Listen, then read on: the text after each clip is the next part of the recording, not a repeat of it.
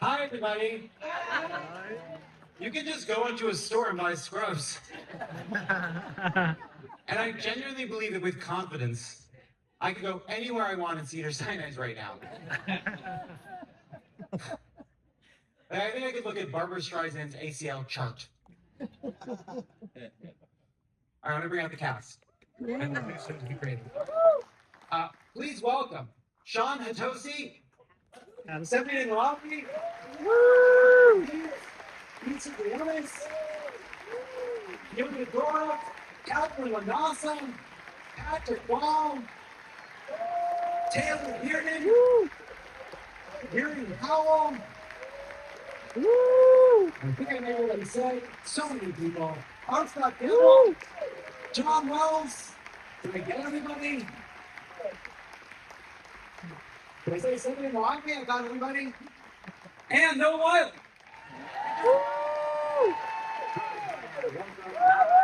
Hi.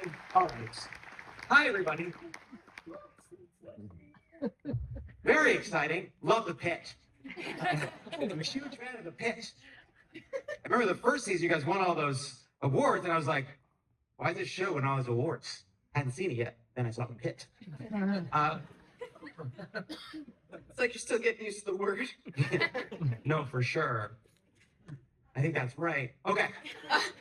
I'm going to start with Scott, actually. And this is I was thinking about this with the story of the baby this season. And in any other show, if you introduce a mystery baby in the opening of a show, it's like Chekhov's baby, right? Like the baby's going to go off.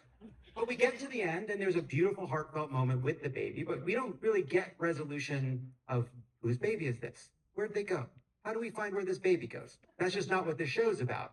And there's something really amazing in the storytelling in which you are not giving traditional dramatic payoffs, and yet you're trying to tell a story that's really satisfying. And I'm curious how you think about that. How do you tell a story that feels real and it doesn't do a miracle of the week, but at the same time gives people the sense of catharsis that you would want from a beautiful drama? I thought we were doing 16 episodes, and a lot of that was going to be in the next episode. So a lot of the baby stuff didn't get resolved. Yeah. Oh, that's sorry. Yeah. So I'm sorry. That is a lot disappointing. more to this show than is actually. Yeah. It should have been a whole different story. Right. Yeah. Right. Maybe next year. Cool. Yeah. All right. Anybody else? Now answer my question seriously. Yeah, I mean, I think we have confidence in our storytelling and in our audience. And that was a story that probably shouldn't have been told, but we went for it anyways because it meant you had to keep this baby alive, and that was a production challenge too, because we went through, I don't know, 30 babies or so. And but I think it was important because we really wanted to get to this point where that is the end point for Robbie that day. And when you believe in something, which we believe that would work, you commit to it, and we committed to it. And I think it served the purpose that it was supposed to, even though it was maybe not the story didn't unfold the way people expected. I think we give a lot of credit to Katherine LaNasa, who kept Baby Jane Doe alive. She's for all of us. Not really.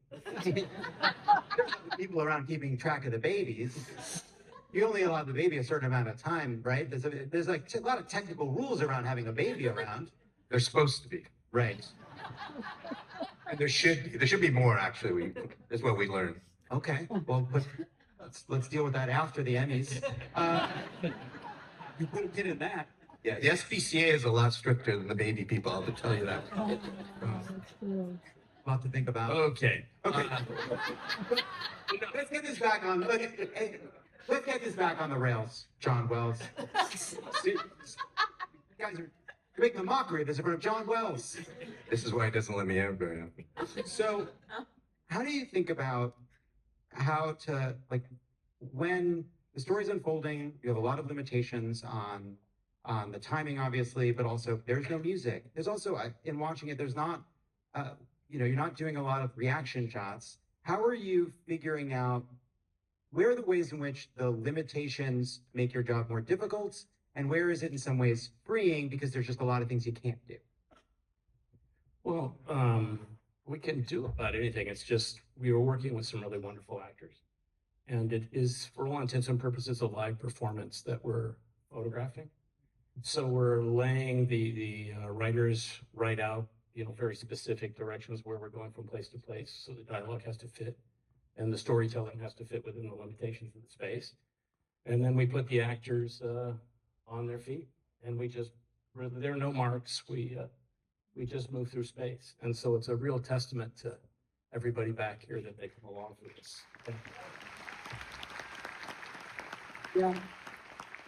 No, I want to ask this question to you, but then also open it up to everybody else, because in watching the show, right, like, this is not a show that's as easy to make in the edit, where you can go find the best moments and piece it together. You just can't. You can't do it. You can't cover things up with music. You actually can't cut big chunks that aren't working, right? You're telling a story in order, which means a lot does seem to fall on the actors in every take to really deliver. And I'm wondering what it feels like to be in scenes like that, what the challenges are, what's exciting about it. It's a very full work day. I mean, the second that we hit the set, we start rehearsing. And because all of our lighting is preset in the ceiling, there's no C-stands, there's no flags, there's no dolly track, there's no dolly. I joke that it's the cinematic equivalent of 2 turntables and a microphone. We've got 2 operators and 1 boom operator, which gives us 360 degrees of visibility, which means stories are playing out in real time in all of those rooms, whether you're focused on them or not. So the buy-in is top to bottom, back to front in terms of immersion of performance. And then because all that lighting is preset, all that time that you usually go back to your trailer, you go get a snack, 45 minutes to come back to set it up again, we go right to filming. The second we've locked it in performance, we start shooting. So we maximize our shooting day, which gives us more footage than you usually do on a film set, which actually gives us more choices in the editing room than you would think. But because we shoot with a fluid camera, we get close-ups, 2 shots, and masters all in one setup. Which means the performers have to be in every take, fully committed. There's no, I'm waiting for when the camera's going to be on me, because you don't always know when the camera is coming to you. So you can't even save your best stuff where you're real kind of like, hey, you got to make your eyes water every fucking take. Anybody else want to talk about what that's like, just to know that there's no scene you're in which you don't have to be fully in that kind of a scene? Say that again. No. There's no downtime. There's no downtime. That you're in a live performance the entire day. Yeah, it's rigorous. I would say that's how I would put it. It's rigorous. Sometimes, what Noah said, you don't get that 40 minutes while they light. You're just on, you just go. But I think, I asked John when we first started, I said, what is it that you're going for here? Is it like a documentary? And John said, no, in a documentary, you identify the subject. He said, I want to feel like we're in it. And that just told me everything. And so we just go. And the way that we work, we're really set up for success in the sense that we keep going. We never change our scrubs. The whole environment has a very lived-in feel, and the fact that people are in every room, your imagination doesn't have to work that hard. It's all happening all the time, every time. So it's almost like an alternate reality. And I think that that's why it feels so real to audiences, because when you're actually there shooting it, it's like everybody's in the dance at the same time. It's very 360. In a sort of more traditional show, actors are finding out over the course of the season what's going to happen over the season for their characters. Is that true for all of you, or are you discovering in real time with the scripts, or does everyone have a sense of what their journey is going to be over the course of the ship? Sometimes somebody might leak something. Somebody might give a little hint as to what's going to happen, but for the most part, we just read the next script. I call it a free fall. Sometimes I say to Scott, am I pushing enough over here? because I heard that maybe I'm gonna get over here. And they're like, is this okay? Or do you really want me to go this hard into this? And he says yes, and I just do it. It just kind of fall backwards. It's a nice way to discover what's happening. Is actually kind of it's a different way to work. Having those things revealed quite late notice, but it's actually kind of I think it allows you to immerse yourself in it a lot more. You know, find out these things the same time the characters are. Or it creates crippling anxiety. It also That's sometimes that also works. Yeah, but you gotta use that. You gotta use that in the performance. It's a real lesson, to be honest, because we as actors, we always want to know and we think we need to know where it's going in order to get to a certain place. But what I think the Pit has meant to me is we're discovering it on the day, and you don't necessarily need to know, and that's very freeing. And it's also, sometimes you find things about your backstory that you maybe didn't know, and then that sort of infuses the performance in a different way. And the acceptance of that, it's a little scary, but it's very rewarding. But I think we all have, tentpoles of knowledge of who the character is, where the character is coming from to a certain degree. Like I knew about the condition for my characters very early on. I mean, I think it was in the testing process that I found out. So that was invaluable. And then I didn't know anything else. But knowing that that was something that we were building towards was really helpful. Yeah, so I was thinking about, to me it ties together some of the ways in which there's politics infused in the show, and also the unique storytelling that shows the Patrick story and your story as well, in which kind of build to this moment where your character seems to be grappling with the fact that on some level you think Dr. Robbie is right about the fact that you are having this problem, right? Like you're sort of facing that, while at the same time, and knowing it's different than what Patrick's character is going through, and yet also seeming to be like a little bit angry that there does seem to be a way in which he gets to be a person that the rules are bent for, but that doesn't happen for you. And I'm just curious what you brought to that, how that evolved as you were thinking about it over the course of the season and then that final scene. I mean, I think throughout the course of the season, Dr. Al-Hashimi has tried different approaches in trying to close the gap between her and Dr. Robbie. They have, they're philosophically very different in their approach. And so she's tried different ways of kind of connecting with him and seeing eye to eye. And sometimes it works, sometimes it doesn't work. And I think actually at the end, the reason why she discloses her condition is because it's a way of sort of appealing to him in a personal way. She's trying to appeal to his heart and to the patient in him, actually, rather than the doctor. And so it doesn't go the way that she'd hoped, that she'd planned. And I think you're right, to a certain degree, she knows that she needs to make moves, do something different, but she's hoping that he might help her find the accommodations she needs rather than kind of boot her out. So it does come as a bit of a, unexpected and unfortunate turn of events for them, for their relationship. But it's a risk that she was willing to take. Yeah, it did feel like it's an unspoken thing that there's like a gender dynamic playing out. That your view is like, why aren't you being harder on Dr. Langdon? Like, why aren't you being harder on him? And it's a little bit like, isn't part of it because like, how come, the good-looking guy, everyone like bends over backwards for this fucking guy. guys doing coke or whatever in the break room. They're like, let him back in. He's got those eyes, it's fine. Meanwhile, you don't get the same thing. Is that not part of it? You guys watching the Pit? Any comment, Patrick? Nope. Okay. Katherine. Wow. Woo! So, you get punched in the face, previous season. Then you come back, and now you're ready with needles in your pockets. Well, I found it. You found, sure, whatever. Okay. On my way to waste it.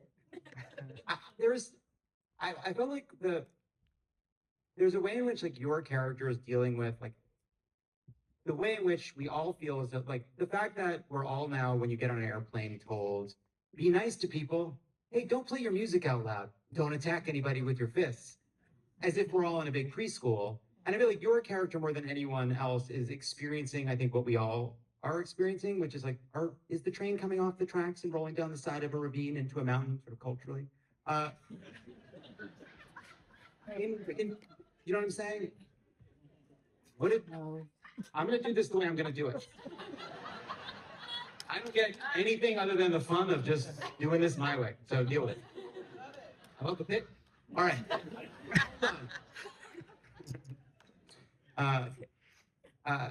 But in those storylines, in your experience, are you talking to nurses about how it's gotten worse to be a nurse? Are you talking to people to prepare for it about what it's like to feel like the pain, like that you can't trust that you'll be safe in your workplace? Like, what was that like for you? What's it like to produce that kind of a story?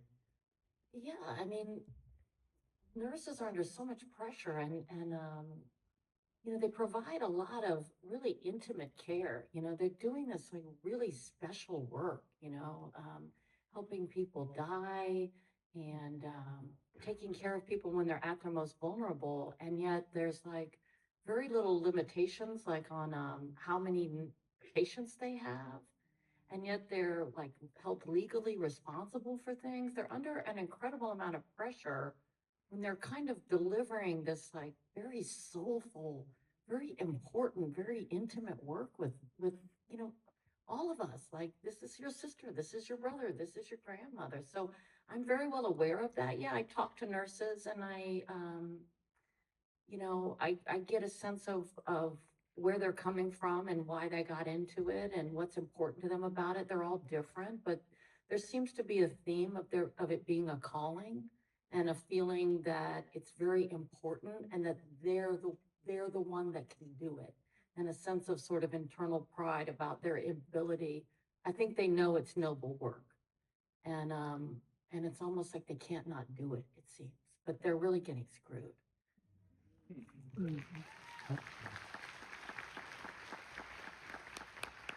What was the decision like around having a storyline with ICE and figuring out how to do that in a way that felt real, that felt sort of honest to how people are feeling about what they're seeing without it feeling like you were doing, you know, I don't know, an after school special? Well, the show is deeply researched. And so we don't do things that we just make up. They come from experts that we talk to, doctors, literally hundreds of doctors and nurses and experts in the field. And we take stories. I mean, within just a couple of weeks of that story being written, there was a large story in the New York Times about this exact event happening. In fact, if anything, we shot it a few, I don't know, a month before what happened in Minneapolis, and we thought we didn't go nearly far enough when we actually, what we'd actually shot. So we try to be truthful and simply tell what we find out. And, you know. By the same token, you know, the world gave context to that storyline that we couldn't have possibly written. And so it became an exercise in showing the bear, not poking the bear, because everybody knows what bears can do now. So I thought what we ended up with was appropriate given the real world context that was brought to the show after we filmed. And there's a very specific issue with certain places needing to be safe from this kind of police actions and customs actions. Otherwise, the entire community is endangered by having people who are afraid to come into the emergency room who might have very infectious. Schools, hospitals, churches used to be sanctuary sites. You couldn't go in there. Law enforcement couldn't go in there. That's not true any longer. And hospitals don't really understand what the protocols are about what they're allowed to do in terms of saying you can't come in or not. You know, you do have to have a warrant, but not everybody guards the back door. It's a very loophole system. So it seemed like a really ripe storyline to talk about. Did you feel, okay, the first season, you're making the show, you know what the response is going to be. Then, oh wow, it's one of those shows that everybody's talking about, and all of a sudden it's getting all this attention, all this audience. Which means it's going from something where you don't know, now it's something where you know, like a lot of different kinds of people are watching this show. It's reaching a big, diverse audience. Are you hearing from people that are like, get this politics out of my pit, you know? Or I don't know.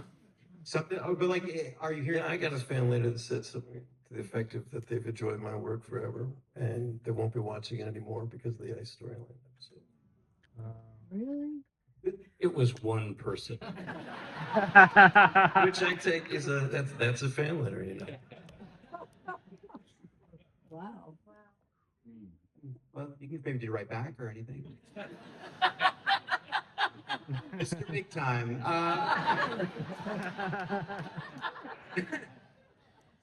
No, it's funny even just interacting with you now. You know, just before I'm enjoying this. If you are or not, no skin off my back. But you know, when I first watched you play a doctor when I was a kid and you were a kid, and you were early in your career. Now, here all these years later, you're playing a doctor again. Now, in both the hospital and in your career, you're more of a grizzled veteran. There's much more of a grizzled veteran energy coming off of you even as we speak. In a great way, in a great way. It's very charismatic, I'm just saying. What was the No question. No,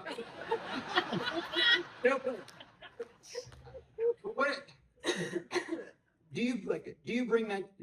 Is there a sense that in a way you're playing someone that's been at this for a long time, both as a doctor, but also as an actor who's been on sets for a very long time? Is that as a leader of a group of actors, many of whom are as young as you were when you were doing ER? It was quite a gift to be able to start at a higher level of proficiency this time around and have muscle memory with a lot of the procedures and pronunciations. That is why I give so much incredible credit to the cast that you see behind me, who started fresh day one with weekend, bought in completely and created incredible characters way quicker than I did the first time around. There's not a lot of singing on the show.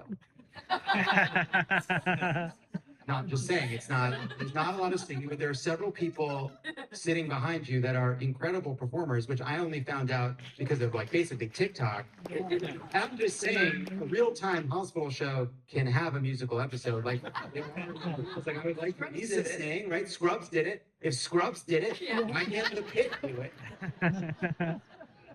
I thought Issa's song to the baby was absolutely gorgeous this year. Yeah, there was that. Well, yeah, but what about Sepideh? Yeah, We don't, no, I know exactly. We need to run it back. She can sing an aria in the night. Be strange. People sing at work.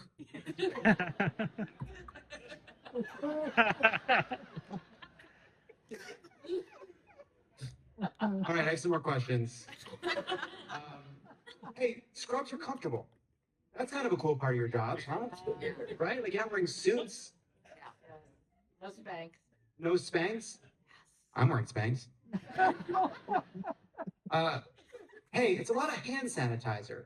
Is that a problem? Like, what is in there? Is it actual hand sanitizer? You're constantly doing that all day. That'd be terrible for your hands. You specifically are always doing the hand sanitizer more than you guys. You guys are going to be better doctors. But is it getting your hands raw? Is it an actual issue for you? What's in there? We don't use the alcohol-based hand sanitizer, so it's not as rough on our hands. But it's protocol. You always do it on the way into a patient's room. You always do it on the way out. And we're going to be playing the winter months where it's going to be even more important to use your hand sanitizer. Yeah, and also Robbie's got a little OCD with it. It's a comfort measure that he does. It's part of a routine. It grounds you. It gives you a moment of little bit of reflection before you have to code switch and walk into a next room and pretend that you weren't just where you were. So it's a little bit of a ritual that a lot of doctors do just as a reset. Yeah, but what's in there? It is a TV show. What's in there? It's real, which is great for when you've got 200 people locked in a soundstage for 9 months a year, and you're worried that you're shooting in real time. Nobody could get sick. Nobody could call in sick. You can't sprain your ankle on this show. You can't get a tattoo. You can't get a tan. You can't get a haircut. Like, we're locked into continuity like you can't believe. So health is a very big deal. So we have to take the protocols we can to keep each other healthy and safe. Yeah. Well, that's what a doctor would say, basically. I'm just saying, you could put just aloe in there or something. No, it's not. Do you think it's real? It's not real. It is A lot of your real. answers give me a slight concern that you think you're a doctor in the pitch. On some level, do you believe that?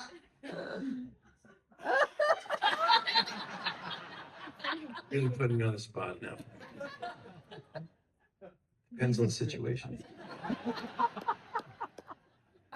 If you're on an airplane and they say we need help, I know you know you're not a doctor, but there's a part of me that wants to say, I'm not a doctor, but I genuinely think I was could just help. recently on a flight. As I was getting ready to board, like 12 people walked past me and said, I totally downloaded the bed. I'm going to watch it on the flight. So when they made the announcement that somebody was having a medical emergency, I knew that there were 12 people who thought, he's going to say yes. I'm glad you brought up watching the Pit on an airplane, which I did. Hey, disgusting. Hard to watch on a plane. On some level, I know we're going for realism and incredible realism, but like on the fourth or fifth cut back to the bone inside the thing that's exploding, you're just being assholes, right? Scott? We're just getting our money's worth out. Like- Because it costs a lot. Right. We're amorting it basically. Yeah, right, right. You gotta get us some less. Like I'm on an airplane. I'm like, that's just the inside of a person.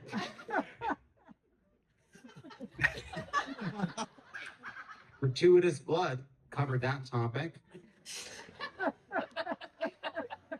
Let me go to the ones that was provided directly by HBO now.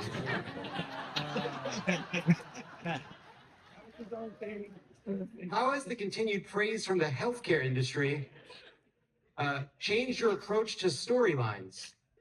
See, this is why I wrote my own. Back to my question. I want to talk about AI, John Wells, Okay. because you were the head of the WGA Yeah, it's a long time ago, but yeah. twice, a long time ago and less long ago. But both before AI. There's AI this season, and it's stupid. Are you worried about it? Do you think you can get Scott off the stage with Claude or something? I mean, he seems pretty. He seems like he can be tough to work with. How fun would it be if Scott wasn't here, and then the scripts just were instant? Wouldn't be any fun at all. It also wouldn't be very good. That's my test. That's my test.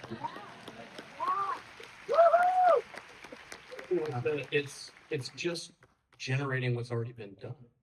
People don't watch television, they don't read books, they don't go to movies to see what they've already seen. It's what Scott, the writers, these actors do, is bring something you haven't exactly seen before, give you an experience that you want to have, a dramatic experience. And I don't think AI does that well. I've fooled with it, not to try and actually see if it can do anything, but just to see what does it actually come up with. It's not very good. It's just somebody who reads a lot of work. I would go, yeah, I could hire a lot of really, really not very good writers to do this. We hire the good ones. Human ones. Yeah. And you're also producing the show in Los Angeles, which I think is great.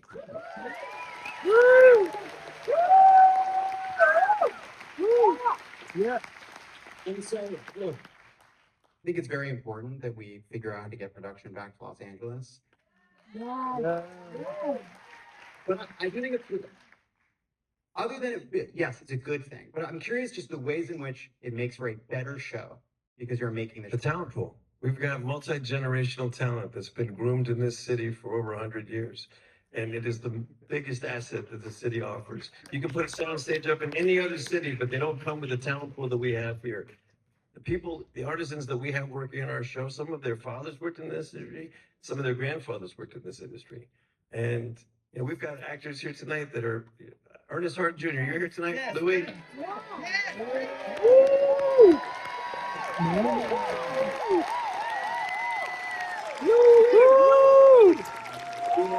Wonderful guest actors that come and play with us, and it's a joy to cast this show out of the city.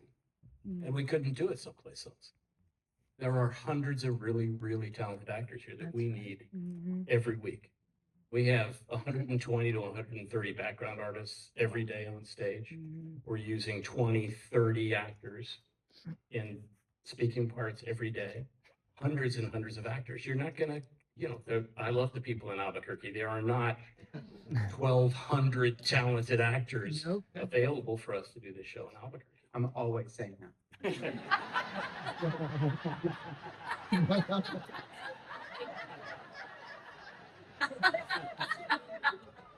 Do you need one untalented person to lie still for a season? Because I would just, because based on everything you're saying, you're kind of just watching the Pitt. And I feel like you could just lie there. If just at the end of the season, there's a bone to me, wake me up, give me a sandwich. A lot of people are asking for sandwiches. That's a big part of what people do at hospitals. They're asking for sandwiches, managing the sandwiches. Well, I'll tell you another truth. Most of our background artists are SAG actors who need to get their insurance and their days up. So when they come to work, they come to play. And the relationships they engage in the background, the specificity of the tasks that they involve themselves in gives you that realistic texture. Everybody on that set is performing, really performing. And they're not just walking through it. And we are a company. I don't think, it's one of the few sets I've ever been on where there's no division between foreground, background, cast, or crew. Everybody wears scrubs every day. They're issued scrubs at the beginning of the season. That's the uniform of the Pitt. It's because we might catch you in a reflection, but it's also because that's our esprit de corps. That's what we wear to work, and that's what differentiates workday from home day. And it reinforces the commitment. I'm gonna just lie to for like one day in the back, just be like, be unconscious. I mean, I'll just be unconscious. Our one day is 9 months. Oh my, that's a long time to lie there. I think Scott is going to kill me pretty quick. You'd be surprised.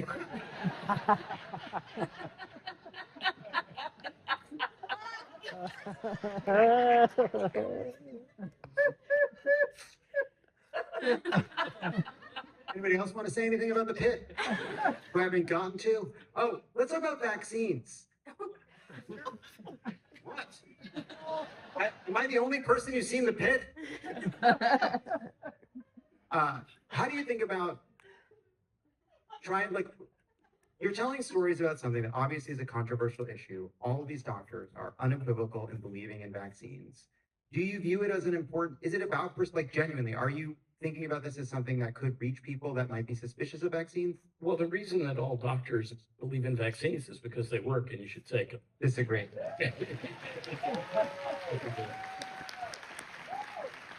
And it's why we have low infant mortality rates. We can give a huge list of the reason why you should get your vaccine. And even vaccine skeptics are coming around now to say, well, you should get some of these vaccines. Yeah, because we don't bury, half of our children when they're 6 months old anymore. So I feel kind of strongly about that, I guess. Yeah, I agree. Just to be clear, I'm on the record pro-vaccine all the way, up and down. I get COVID vaccines 2 to 3 times a month just because I like the experience. But are you thinking about the people that are more suspicious of this? Are you thinking at all about trying to tell a persuasive story about why these things are important for people that might be receptive because it's in a drama and not on CNN? Yeah, I think medical misinformation is rife in this country, and people believe what they see on TV, and they hold those beliefs very strong.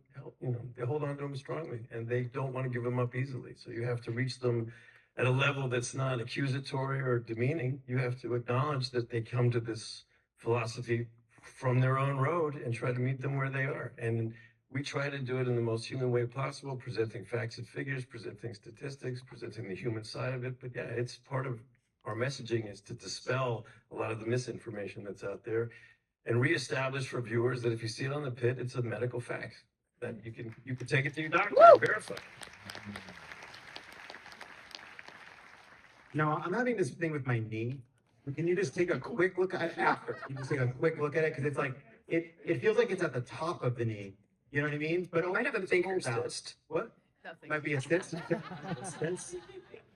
You have knee stuff? Okay, cool. Hey, how'd that sabbatical go?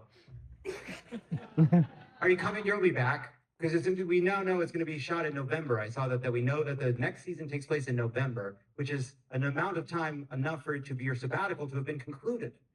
I was told we were allowed to say we start shooting a week from today.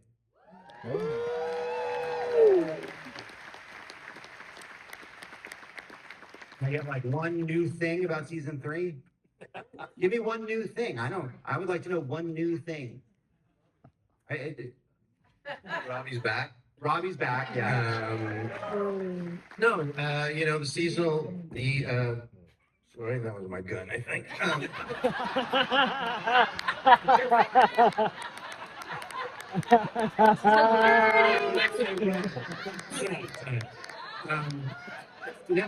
We're gonna, you know, the season is an exploration of all these characters. Season is an exploration of all these characters. And their own sort of, I know that already. reveal these crises that they're going They're through. crises? I know that already. Then you know what it's gonna be then. Is Issa gonna sing? I don't know if there'll be any singing, but we're going to see people doing new things this year, and it's going to be very exciting. We have Taking a lot requests. of plans for everyone, and no, it's in reality, it's what we've been really grateful in creating these characters that come to life, and now we get to explore and take them on the next sort of journey and see, how do they deal with each other, how they deal with themselves as they go through this journey of becoming these doctors, and it's really exciting for us, and we have a lot of good things planned for everyone, and I think the cast are gonna bring a lot of new colors to the characters this year, and that's exciting. Yay. So we're shooting very soon. Is it a week, you said? Right away? It's Tuesday. So, Debbie, have they seen the first episode? Ah, that's exciting. What kind of horrible thing, Shawn, have you got cooked up for Thanksgiving? God, I saw July 4th. If we're in November, what the fuck happened? You're gonna happen to turkey. God-forsaken injuries are you gonna make these people treat to Thanksgiving? Oh my God. No comment. We always deep fry turkeys in Louisiana, so I can see some deep fry incidents. Yeah, big huge pots of oil. I'm sure that's coming up. Is this your writer's room? Yeah, I'm just making a mental note right now, actually. Second I saw it was July 4th, like, oh no, somebody's hand's getting fucked up. We didn't disappoint, did we? No, that one really delivered. That one really delivered. That one I got exactly what I paid for. Wishbone choking, that's, Oh, yeah. Bring it on, Here we go. Wishbone, yeah. Not bad idea. Now the room is open. Now we're pitching stories. Now we're pitching stories. It's happening.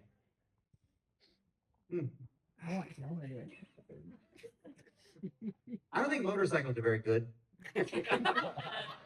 For a show that's very, well, you want people to get vaccines, you want people to have good information. You're riding around on a motorcycle. That's dangerous. Robbie was having a really bad day that day. And it was an interesting conversation that we had almost at the midway point in the season because we hadn't shot the motorcycle stuff yet. That was in Pittsburgh. And we went to Pittsburgh about halfway through the season, and John and I sat in a bar at the hotel. And I said, what if he's not wearing that helmet? But he tells everybody he does. And it began this interesting conversation about the masks we wear at work and the behaviors we exhibit to our coworkers, and how this guy is giving clues all over the place that he wants somebody to step in and save him from himself. And he wants to leave the place in the best place he could possibly leave it. And so his behavior with everybody comes from one of those two places. Stop me from what I'm doing and promise me everything will be okay if I go. And that is under our final scene. It's under our final scene. It's under, unfortunately, our final scene that got cut from the kitchen, but was really good. But that's how I kind of looked at it. What if Gerran gets hit by a turkey and then uses the real accent? Make my life a lot easier.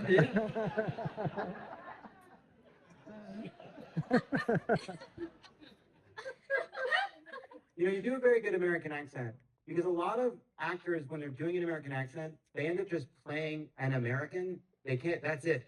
The character is, I'm an American and I speak like an American. But that's not you. You're better at it. You know what I'm saying? I mean, there's people, they put on that American accent. It's like, everything isn't just hamburgers and grilled cheese. You know what I'm saying? You know, we got lucky. Shabana too. I think these are two of the finest American accents you'll hear. Wow. Australian? Yeah. But it's easier for Australians to do the American accent sometimes. And what does that mean? A lot of Australians who say it's easier to do an American accent. Who are those people? Oh, let's cut this. No, actually, I think it's really hard because my accent's right at the back, and your accent's like right at the front. It's the opposite, You actually. think that's okay? Thank you.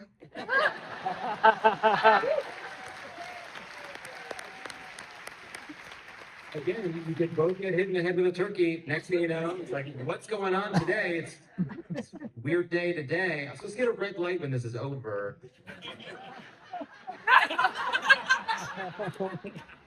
I think they literally forgot to turn it on. Any final thoughts? I'm having fun. Scrubs are comfortable. I think that's a cool thing. I'm glad you're not using AI. I'm glad you're shooting in Los Angeles. I am concerned Noah Wyle believes he is a physician.